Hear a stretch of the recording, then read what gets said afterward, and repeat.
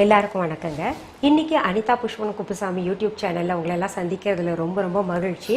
என்கிட்ட நிறைய பேர் என்ன சொல்றாங்க, மேடம் பிள்ளைங்களுக்கெல்லாம் லீவ் விட்டுட்டாங்க, ஏதாவது ஒரு ஸ்நாக்ஸ் வெரைட்டி செஞ்சு காமிங்களேன் அப்படின்னு சொல்லிட்டு ரொம்ப சிம்பிளா சுவையா இருக்கக்கூடிய ஒரு ஸ்நாக்ஸ் இன்னைக்கு செஞ்சு காமிக்க போறேங்க. அதுக்கு பேர் பார்த்தீங்கன்னா கார்ன் சிப்ஸ். கார்ன் சிப்ஸ்னா மக்காசோள சிப்ஸான்னு நினைப்பீங்க, கிடையாதுங்க. கார்ன் கடையில் நீங்க போய் வாங்கினீங்கன்னா அந்த பேக்கெட்ல மெய்ஸ் ஃப்ளோர்னு எழுதியிருப்பாங்க. இந்த மக்காசோளத்தை பார்த்தீங்கன்னா டைரக்டா அரைச்சிட்டு வர்றது மஞ்சள் கலர்ல இருக்கும், கார்ன்ஃப்ளோர்ன்றது வெள்ளை கலர்ல இருக்கும். அதனால குழப்பிக்காதீங்க, ரெண்டுமே கார்ன் தான் பேரு. மஞ்சள் கலர்ல இருக்கும் மக்காசோள மாவு. இந்த கார்ன்ஃப்ளோரை வச்சுட்டு கார்ன் சிப்ஸ் செய்ய போறேங்க. முதல்ல அதற்கு தேவையான பொருட்கள் என்னென்னு பார்த்துடலாமா? மக்காசோள மாவு 1 கப், மைதா 3/4 கப், ஓமம் 1/2 டீஸ்பூன், சீரகம் 1/2 டீஸ்பூன், உப்பு தேவையான அளவு, எண்ணெய் தேவையான அளவு. கார்ன் சிப்ஸ்க்கு தேவையான பொருட்களை நம்ம பார்த்துட்டோங்க.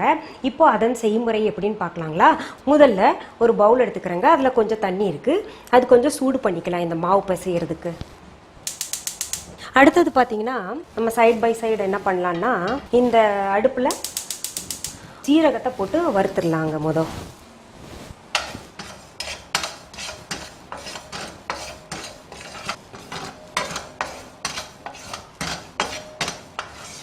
இப்போ இதுலயே நம்ம வந்து ஓமத்தையும் போட்டுக்கலாங்க.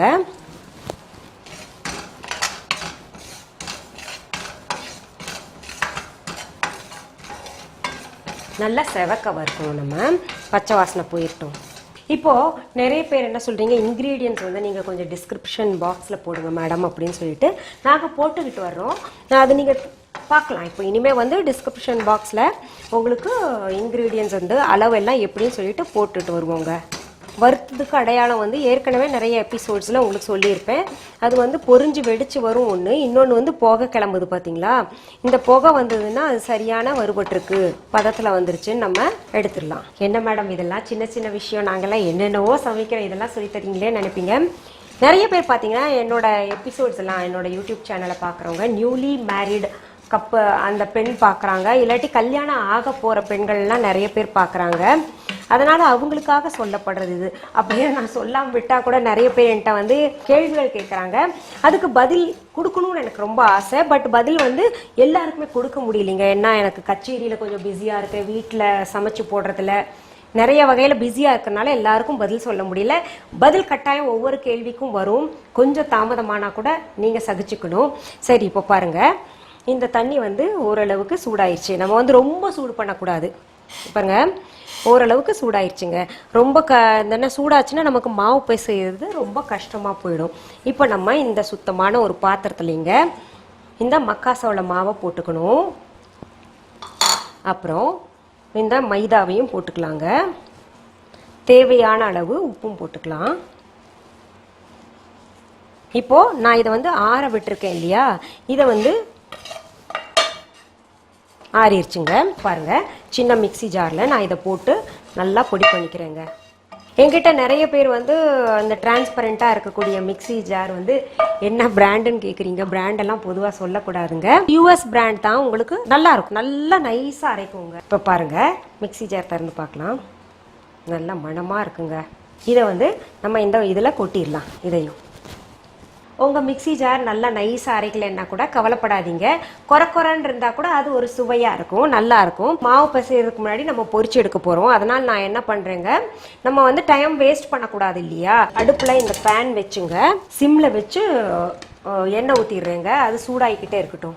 இப்போது நம்ம போட்டிருக்கோம் இல்லையா, இந்த மசாலா மாவில் போட்டிருக்கோம் இல்லையா, உப்பு போட்டிருக்கோம், ஓமம் போட்டிருக்கோம், சீரகம் போட்டிருக்கோம், எல்லாத்தையும் சரி விகிதத்தில் நம்ம கலந்துக்கணும். இங்கே பாருங்கள், கட்டி பிடிக்காம அங்கங்கே கலந்துக்கணும். இப்போ கொஞ்சம் எண்ணெய் பொரிச்சு எடுக்கக்கூடிய சமையல்களில் எல்லாத்துலேயுமே பார்த்தீங்கன்னா நம்ம கொஞ்சம் எண்ணெய் வந்து போட்டுக்கலாம் உள்ள. அப்போ தான் எண்ணெய் வந்து அதிகமாக பிடிக்காதுன்னு சொல்லிட்டு எங்கள் அம்மா பாட்டி எல்லாம் சொல்லுவாங்க. இப்போது எண்ணெயும் போட்டு பாருங்கள், சரிசமமாக நம்ம எல்லாத்தையும் கிளறி விட்டுருணுங்க. அதை இப்போ என்ன பண்ணும், இந்த சுடு தண்ணி இருக்கு இல்லையா, தேவையான அளவு போட்டு இந்த மாவை கெட்டியாக பிசைஞ்சு எடுக்கணும். கொஞ்சம் சூடாக இருக்கும், பார்த்து வெதுன்னு தண்ணி வச்சுக்கோங்க, போதும். இப்போ பாருங்கள், மாவு வந்து நல்லா பிசைஞ்சாச்சு. இப்போ என்ன பண்ணலாம், இதை உருண்டையாக்கிக்கலாங்க. இது வந்து மாவு வந்து உடையும், அதாவது என்ன சொல்லுவாங்க, அந்த புரோக்கன்ஸ் நிறையா ஆகும். ஏன்னா உங்களுக்கு நல்லா தெரியும் மக்காசோள மாவு வந்து உங்களுக்கு ஃபைபர் கண்டென்ட் கம்மி, அதனால் வந்து ஜவ்வு மாதிரியெல்லாம் இழுக்காது. அந்த கோதுமை மாவுல எல்லாம் நம்ம உருட்டும் போது நல்லா வருமே, அந்த மாதிரிலாம் இல்லாமல் அதுக்காக தான் நம்ம கொஞ்சம் மைதா சேர்க்குறோம். நம்ம உருட்டும் போது பார்த்தீங்கன்னா இது உடையாமல் இருக்கணுங்கிறதுக்காக மைதா சேர்க்குறதே. அதுக்கு தான் மைதா வந்து டேஸ்ட்டும் கொடுக்கறதுக்கு தான் நம்ம இது பண்ணுறோம். நல்லா பெரிய பெரிய உருண்டையாக நம்ம பிடிச்சு வச்சுக்கணுங்க. இப்படி நான் பிடிச்சு வச்சுருக்கேன் பெரிய உருண்டைகளாக. இப்போது இந்த உருண்டைகளை வந்து நம்ம வந்து மாவு தொடாமல் தான் உருட்ட போகிறோம். அதனால் நான் கொஞ்சம் எண்ணெய் இங்கே போட்டிருக்கேன் பாருங்கள், அதை வச்சு உருட்டலாம். லைட்டாக தான் எண்ணெய் தொடணும். அதுக்கு முன்னாடி நம்ம என்ன பண்ணலாம், இந்த தவாவை வந்து இன்னொரு அடுப்பில் வச்சு சூடு பண்ணலாங்க. சிம்மில் வச்சு விட்டுடலாம், தண்ணி காயட்டும் நல்லா. இது நம்ம உருட்டலாம். இப்போது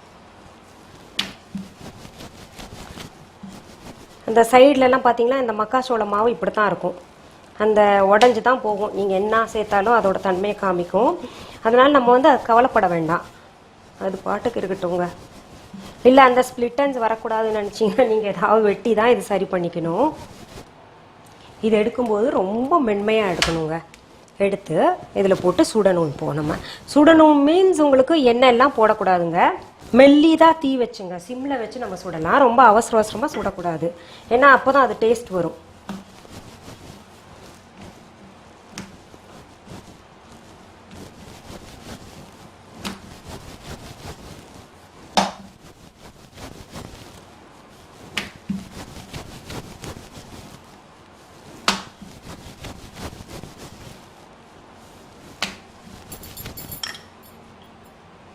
இப்படி நம்ம முடிஞ்ச அளவு பண்ணிக்கலாம், அட்ஜஸ்ட் பண்ணிக்கலாம், அவ்வளோதான். என்கிட்ட ஒருத்தர் டிப்ஸ் கேட்டாங்க. அதாவது இந்த உடன் கரண்டி எல்லாம் பார்த்தீங்கன்னா என்ன தான் விளக்குனாலும் அது மாதிரி பூஞ்சையே ஆயிடுது மேடம், நீங்கள் எதால் விளக்குறீங்க, க்ளீனாக இருக்கே பளிச்சுன்னு இருக்கேன்னு சொல்லிட்டு. இந்த உடன் ஸ்பூன்ஸ் மட்டும் பார்த்தீங்கன்னா இந்த லிக்விட் சோப் இருக்கு இல்லையா, கண்ணாடியும் உடன் ஸ்பூன்ஸும் எப்போவுமே பார்த்தீங்கன்னா உங்களுக்கு லிக்விட் சோப்பில் தான் விளக்கணுங்க. சோப்பில் விளக்கணும்னு வைங்களேன், அப்படியே உண்மையாலுமே அந்த கரை படிஞ்சிரும், பூஞ்சை மாதிரி ஆயிரும். இந்த சப்பாத்தி எது வரைக்கும் சுடணும் அப்படின்னு கேட்டிங்கன்னா, இங்கே பாருங்கள், உங்களுக்கு இந்த இங்கே சைடில் ஈரப்பதம் தெரியுது இல்லையா, அந்த ஈரப்பதம் காயிற வரைக்கும் நம்ம இந்த சப்பாத்தியை மாற்றி மாற்றி போட்டு பண்ணுவோம். இப்போ பாருங்கள், இங்கே ஈரப்பதம் இல்லையா சுத்தமாக. இப்போது இது இங்கே சைடில் வச்சிடுறேங்க. அடுத்தது போடுறேன். இப்போது நீங்கள் சிப்ஸ்ன்னு சொன்னீங்களே மேடம், சப்பாத்தியாக சுட்டு எடுத்துருக்கீங்களேன்னு நினைப்பீங்க. அது பார்த்தீங்கன்னா காரணம் இருக்குங்க. குழந்தைங்க சாப்பிடக்கூடிய ஸ்நாக்ஸ் இல்லையா இது. அதாவது நம்ம இந்த சப்பாத்தியாக சுட்டுட்டோன்னு வைங்களேன், அந்த ஈரத்தை எல்லாம் உறிஞ்சு எடுத்துரும் இல்லையா. உறிஞ்சு எடுத்த பின்னாடிங்க நம்ம வந்து இது சுட்டோன்னு வைங்களேன், சுட்டு எடுத்தோம்னா பொறுன்னு நல்லா இருக்கும். அப்புறம் வந்து நிறைய எண்ணெய் குடிக்காதுங்க. அதுக்காக தான் நான் அந்த மாதிரி பண்ணேன். இப்போ பாருங்கள், ஸ்கொயராக கட் பண்ணிக்கலாம். நம்ம இப்படி நம்ம சப்பாத்தி போல் சுட்டுட்டு செஞ்சோம்னா நல்லா மொறுன்னு இருக்கும். இப்போ எண்ணெய் நல்லா சூடாயிருச்சுங்க. நான் அதில் வந்து இந்த இதை போட போகிறேன், சப்பாத்தி.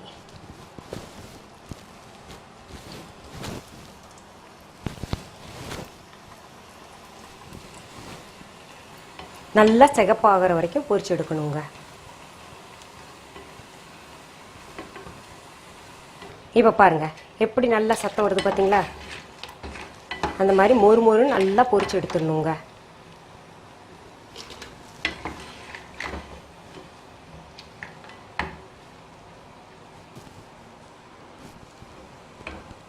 இப்போ பாருங்கள், உங்களுக்கு டிஸ்பிளே பண்ணுறது எப்படின்னு காமிக்கிறேன். இந்த மிளகுத்தூள் இப்படி நம்ம கொஞ்சம் மேலே போட்டு சாப்பிட்லாம். இருங்க, நான் அப்படியே உங்களுக்கு சாப்பிட்டு காமிக்கிறேன். இப்போ நான் வந்து ஒரு பீஸ் இப்படியும் சாப்பிட்டு காமிக்கிறேன், அந்த மசாலா போட்டும் சாப்பிட்டு காமிக்கிறேன் உங்களுக்கு. நான் தான் டேஸ்டர்ல. இங்கே பாருங்கள்,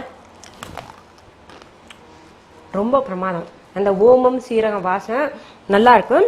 அதில் பார்த்தீங்கன்னா இந்த மக்காசோள மாவு இருக்கு இல்லையா, அந்த வாசனையும் ரொம்ப நல்லா இருக்குங்க. மைதா மாவெல்லாம் சேர்ந்துட்டு ரொம்ப பிரமாதமாக இருக்குது. உடம்புக்கு ரொம்ப நல்லது. எங்கள் வீட்டிலலாம் சின்ன வயசில் பார்த்தீங்கன்னா வாரத்துக்கு 2 நாள் கட்டாயம் மக்கா ரொட்டி செய்வாங்க. இதில் இன்னும் ஃப்ளேவர் ஆட் பண்ணணும்னா கொஞ்சம் ஆல்ரெடி நம்ம சால்ட் போட்டிருக்கோம், கொஞ்சம் மிளகாத்தூளும் கொஞ்சம் மிளகுத்தூளும் போட்டுக்கலாம். அவங்கவுங்க ஃப்ளேவர் யாருக்கு எப்படி பிடிக்குதோ அப்படி போட்டுக்கலாம். நம்ம சாட் மசாலா இருந்ததுன்னா சாட் மசாலாவும் போட்டுக்கலாங்க. ரொம்ப சுவையாக இருக்கும். ஹெல்தி ஸ்நாக்ஸ், ரொம்ப ஈஸி வேறு.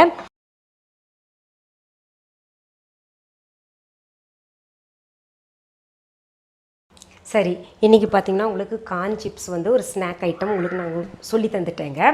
இது போன்ற ஸ்நாக்ஸ் ஐட்டம், ஹெல்தி டிப்ஸ், அப்புறம் பியூட்டி டிப்ஸ், மற்ற ரெசிபீஸ், எங்களுடைய பாடல்கள்லாம் உங்களுக்கு தேவைன்னா நீங்கள்லாம் செய்ய வேண்டியது ஒன்று தாங்க. அனிதா புஷ்பவனம் குப்புசாமி யூடியூப் சேனலை சப்ஸ்கிரைப் பண்ணுங்கள்.